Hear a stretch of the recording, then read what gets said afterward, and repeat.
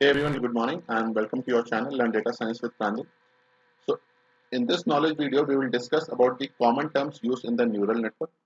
And remember one thing, that this knowledge video is in continuation to my previous knowledge videos where I have given the introduction, basic introduction to the neural networks.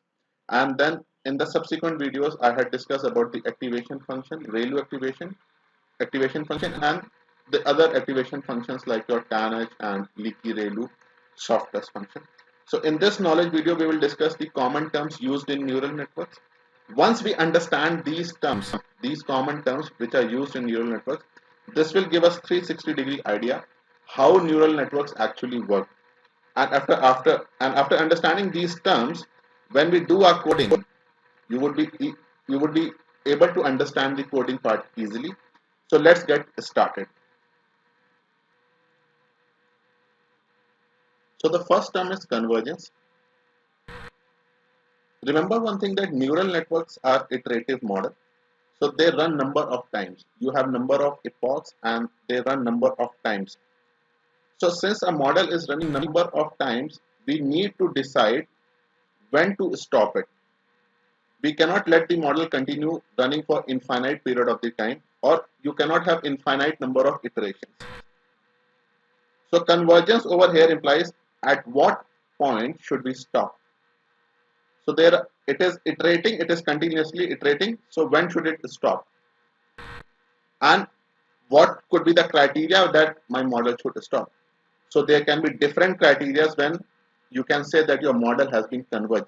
So convergence over here implies that you have got a good model, the best model or the optimum model, and now there is no need to further continuing it.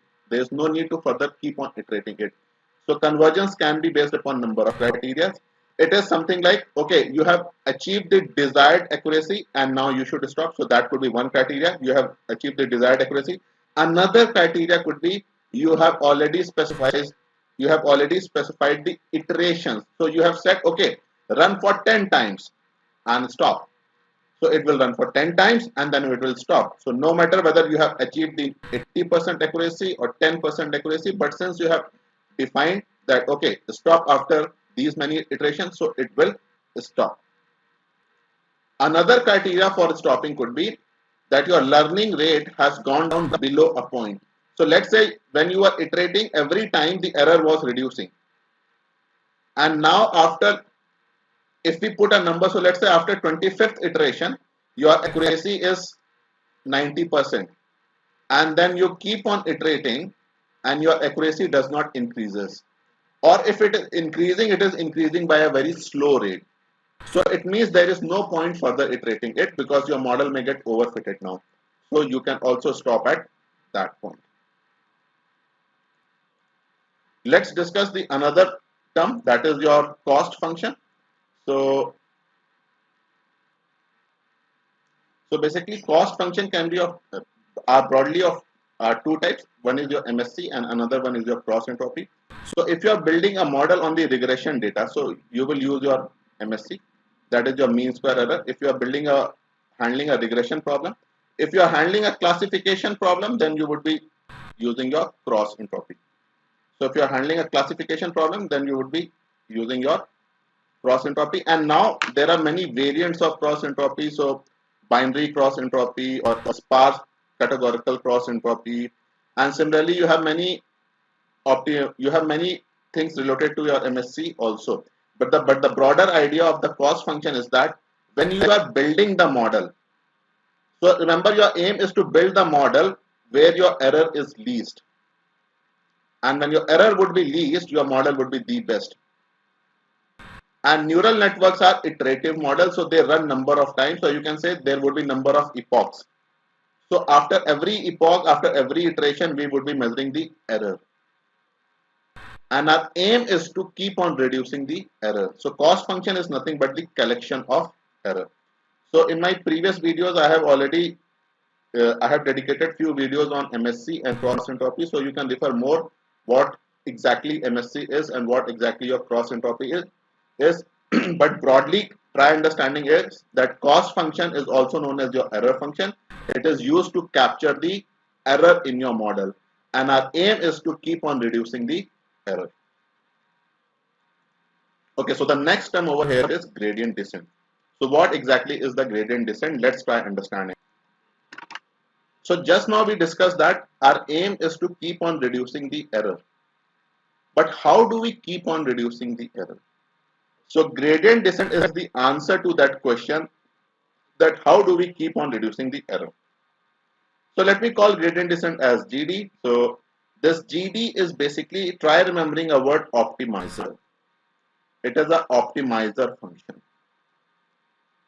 So gradient descent, stochastic gradient descent, these are your optimizer, and these help in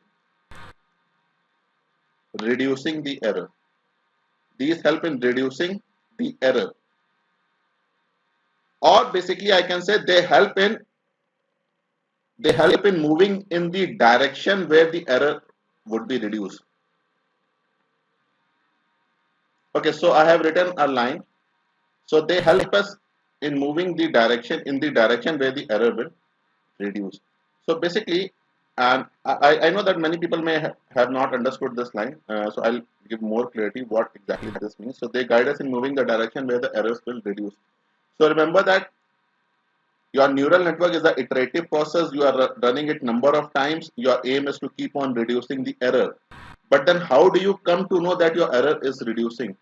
And what should you do to reduce the error? So that problem would be addressed by gradient descent. So let me draw the diagram, and then probably you will understand it in a better way. So this is my, let's consider this is to my, consider this 2 by cost function. So this is the main part, and if we understand this thing, then our job is done. So this is your cost function. And someone might be thinking why I have drawn the cost function like this. So consider this to be your MSC.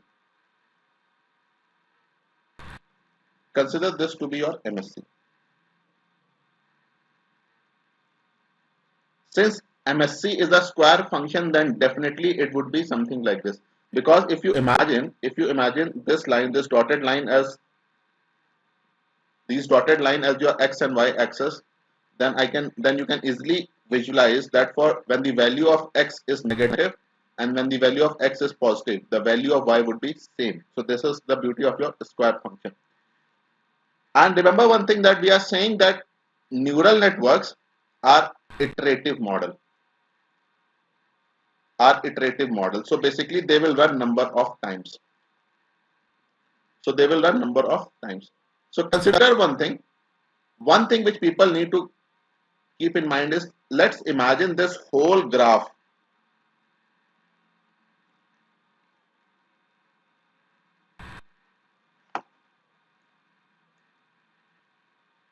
So consider this whole graph which I'm marking in green. This was created after, let's say, 50 iterations. Let's say this was created after 50 iterations. Or you can say after 50 epochs probably. So you ran your model for 50 times and then this whole thing was created. But at the starting, so when you started building your model, so let's say at point number A, when you started building your model, so this point. So when you started building your model, you cannot see this whole graph which I have marked in green, because it was not there itself. Because this whole thing was created after your 50 iterations. So at the starting, when you just started building your model, you cannot see this whole thing, because this whole green thing was not there. But standing at point A, so when you are standing at point A, you cannot see the point B, because point B was not created itself. So standing at point A, you cannot see the point B and you do not know how far the point B is. But you know your aim. And your aim is to reach the point where your error is least. And definitely just by seeing the diagram, I can say that this is a point where my error is least. But when you are standing at point A, you cannot see how far the point B is. But you know your aim, and that is why on the lighter side, if I say it is set to have your aim, and having the aim is a very important thing in your life. And when you are standing at point A, you cannot see point B, but you know that your aim is to reach the point where your error is least. So now what do? You use the approach of gradient descent. You use the approach of gradient descent. So at point A,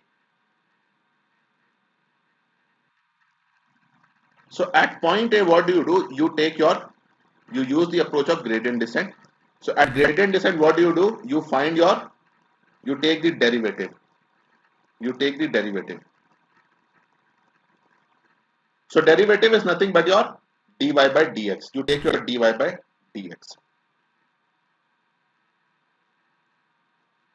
So my stylus is not working that good today. So basically you take the derivative, that is your dy by dx. So standing at point A, you do not know in which direction should I travel. Should I travel in direction 1 or should I travel in direction 2? Should I travel in direction 1 or should I travel in direction 2? In which direction will my errors reduce? So after taking your dy by dx, so dy by dx is nothing but your slope. This is nothing but your slope. Those who don't understand, for them I am simplifying. In a layman terms, I am telling it's a slope. And after taking your slope, you get the direction in which directions my errors will reduce. So at point number 1, you did not know in which direction should I travel. Now after taking your dy by dx, you get to know, okay, I should travel in this direction, the direction number 2. So now what do? You take the another step.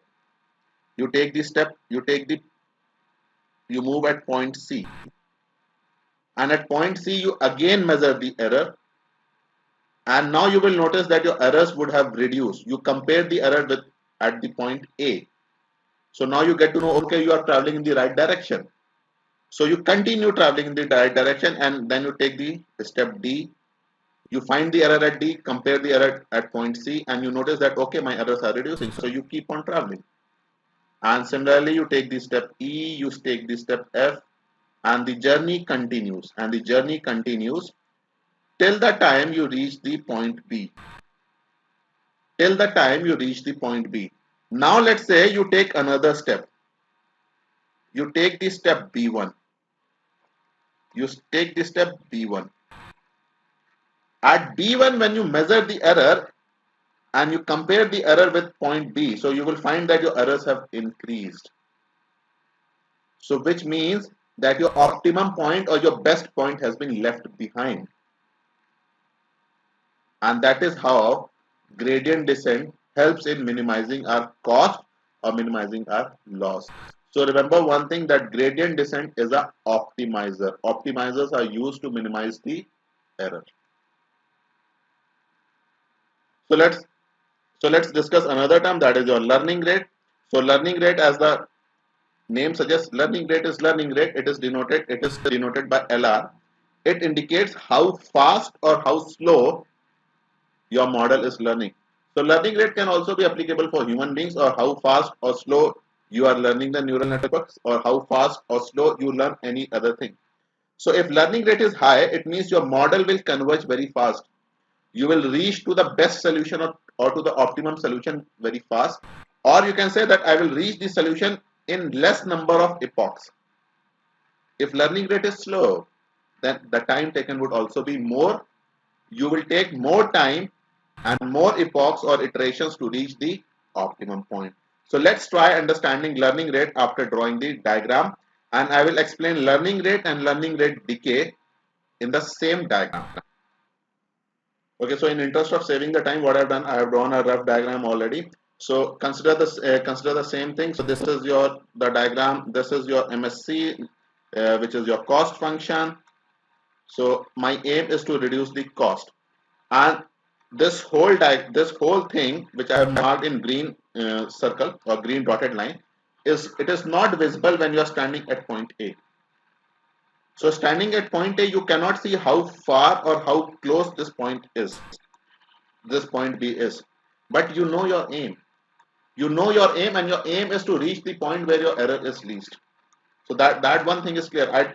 I don't know how far my destination is, but I know what my aim is. I want to reach a point where my errors are least. So what do I do? So I take a small steps. So I start taking small steps.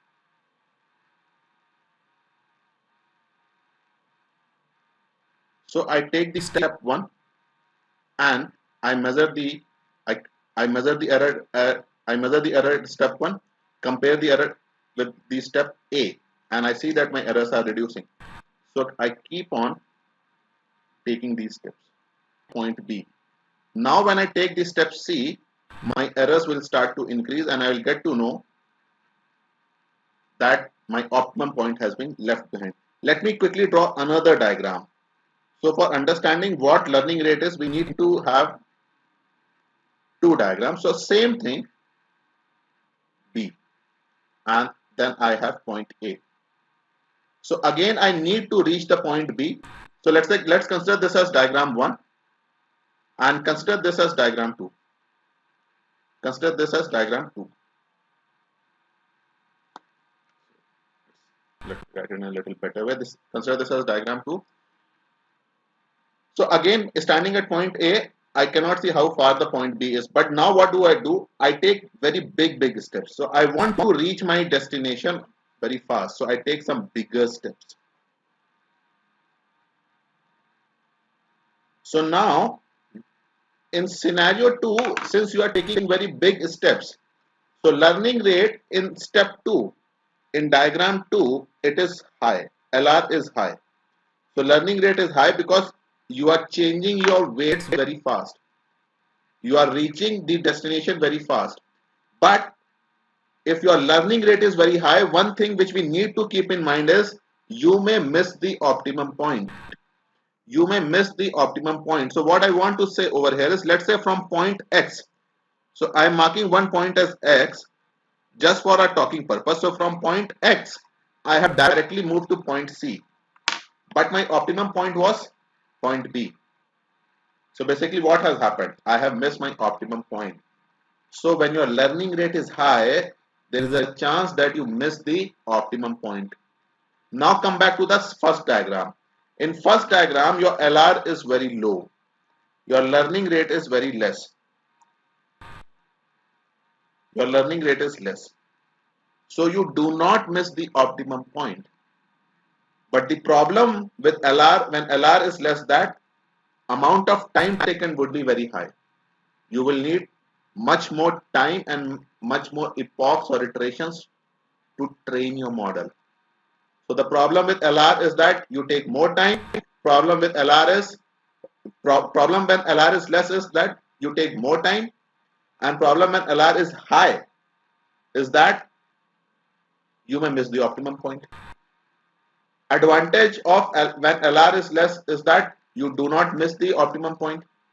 Advantage of LR high is that your model takes less time. So both LR less and LR high, they have their advantage and they have their disadvantage. So to overcome this problem of advantage disadvantage, what we need to do is we need to do some kind of balancing where we'll have both high LR and low LR. High learning rate and low learning rate, we will combine it, and to combine that, what we will do, we will use the concept of learning rate decay. So let's try understanding what learning rate decay is. Okay, so in interest of saving the time, what I've done is I have written two lines so that people can read and actually understand what is the problem and advantages when you have high LR and when you have low LR. So when LR is high, time taken is less, but you miss the optimum point. And when LR is low, you don't miss the optimum point, but time taken is huge. So to overcome this problem of advantage disadvantage, what do? We use the concept of learning rate decay. So let's introduce the LR decay.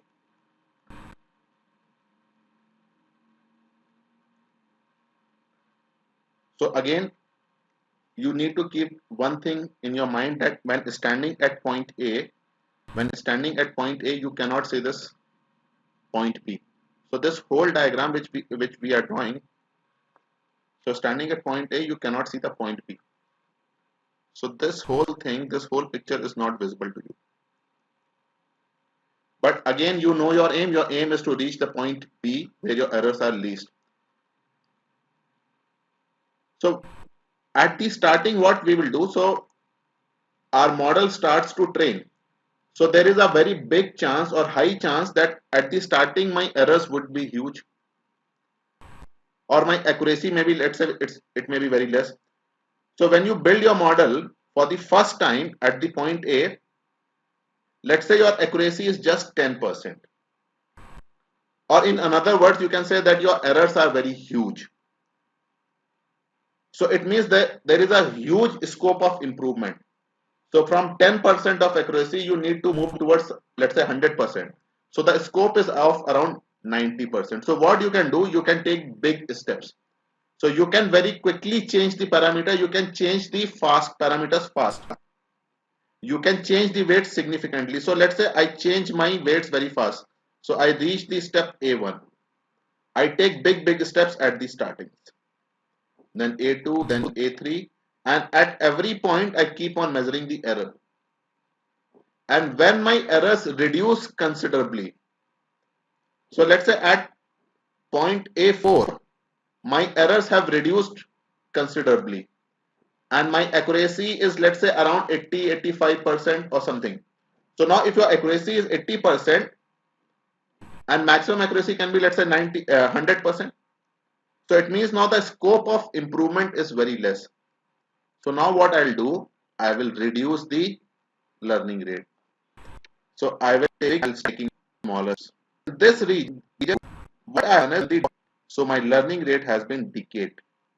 So decay, as the name suggests, you slow down your learning rate. And now look at this diagram and see the top two sentences which I have written. So both the problems can be solved.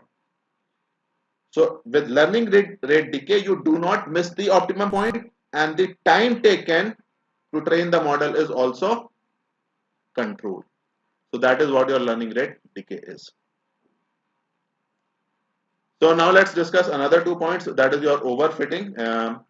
So basically in overfitting, I have written two things. One is your dropout and cross validation. So dropout and cross validation are the two techniques or the two terminologies or the two methodologies used to overcome the overfitting problem. I repeat, it is used to overcome the overfitting problem. So dropout probably you cannot understand right now, because for dropout you need to understand the whole neural network. But let's try understanding what my cross validation is. A very interesting concept, cross validation. Let's try understanding it. Okay, so in interest of saving time, what I have done, I have written a few lines over here. So consider that you have 10,000 records in total and you do 80-20 split. So 8,000 records go to train and 2,000 go to test. So the records which have gone to test, I will not even touch them, because those would be used to judge my model. I will try to do the prediction and find out my evaluation, how my model has been. Now on these 8,000 records, we try building the model. But instead of building the model on whole 8,000 record, we again break it into, let's say, 7,000 and 1,000. So these 8,000 records have again been broken up into 7,000 and 1,000. On 7,000, consider them to be your train data, and 1,000 as your validation data. So basically there are three types of, three data frames have been created: train, test and validation. So test will not be touched, but I would be using train and validation simultaneously. They would be used together while building the model. Okay, so again, for saving the time, what I have done, I have drawn two diagrams, and consider them again to be your cost function. These are your MSC. But the one difference over here is that this green one is on your validation data. This is on your validation data, and this black MSC is on your train data. So this is basically on the 7,000 records, and this is on your 1,000 records. Okay. So remember one thing, that I will build my model on my train data and I will keep on validating on my validation data. And to try and to have a better understanding of it, always remember your problem statement. Why are we doing cross validation? The aim of cross validation is to overcome the overfitting model. And I hope people understand what overfitting is, right? So I'll quickly explain what overfitting is also once I explain this thing. So now you start building your model on your trained data and you start validating it on your validation data. So let's take a point number, this point. So let's say this point A. This point A has been achieved after 30 iterations. After 30 iterations. So even after 30 iteration, if you look closely, what is happening is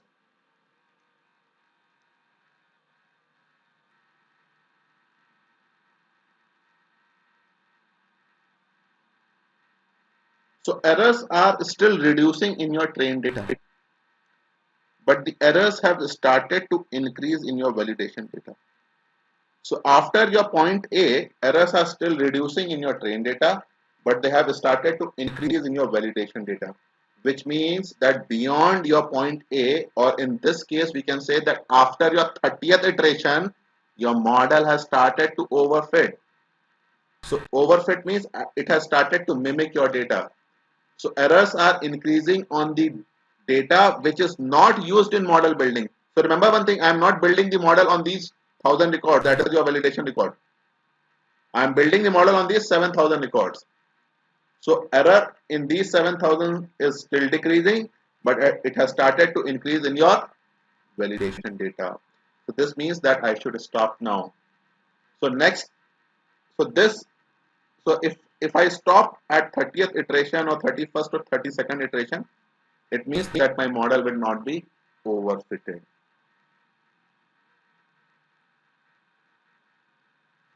So this brings us to the end of this knowledge video, and probably it was a very big knowledge video. I tried to make it short, but beyond a point, I cannot cut it short because these are some very big concepts and interesting concepts, and they need to have the clarity so that people can understand the neural network. So in my next video, I will draw the diagram of the neural networks, how exactly what exactly the neurons are, and all the terms which we have discussed till this point. So for example, your ReLU, activation, cross entropy, they all will start getting connected, what is the hidden layer and all those things, and you will get the exact understanding how your neural networks work. So I hope people will like this video, they will enjoy this video, and they will actually gain a good insight what neural networks are. So hope to see you soon in my next video. Till that time, happy learning. Thank you.